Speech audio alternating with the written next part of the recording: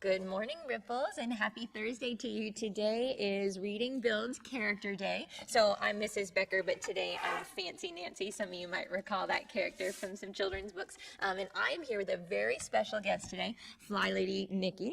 And she is here to tell us a little bit about how reading is important to her and how it's a passion of hers. So talk to us about reading. Have you always loved it? Have you loved it as a child and adult?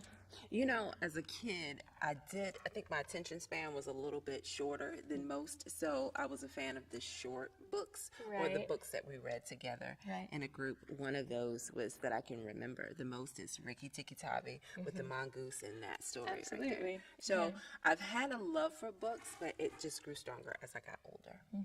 So do you remember reading a lot for pleasure outside of school, or was it mostly in school where you did a lot of your reading? Mostly in school is where I did a lot of reading. Especially once you get to like high school and stuff like that, you have the group reads and things of that nature. So yeah, mostly when I was in school, and then when I got out of school, I just began to have this love for books too.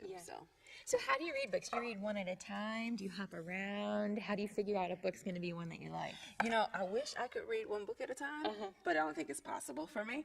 So I kind of read around. Sometimes I do it according to the mood that I'm in. And so, but it's usually like 2 or 3 books at a time. I'm trying to get better and just go one at a time. Interesting. So what are you reading right now? Well, right now I'm reading one of my favorite authors. His name is John Maxwell.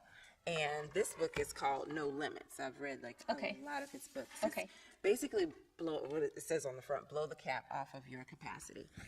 So, capacity is just a fancy word of what you think it is that you're capable of doing right now, but pushing past that.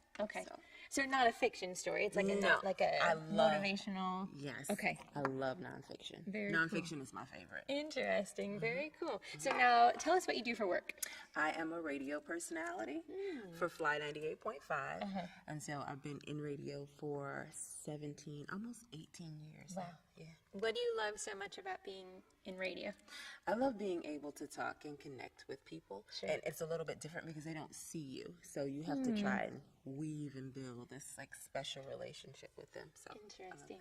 So is reading an important part of being in radio? I read every single day, moment by moment, any and everything, because I believe it was the ABC 7 newscaster that was talking about in media, you do every single day, the information is different. You're picking up something new, and you have to read it, and you do have to do a little bit of research or back check because it adds to the color of your story.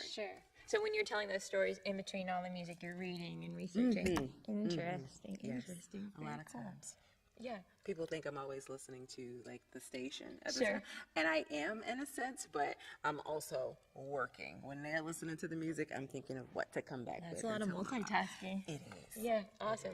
Well, if you could share just one final message with our students as we we're coming to the close of Celebrate Literacy Week, what would you tell them or encourage them to do as it relates to literacy? I would encourage them to read as much as they can because there's going to be some things, some information in the pages of books that people aren't necessarily going to tell you.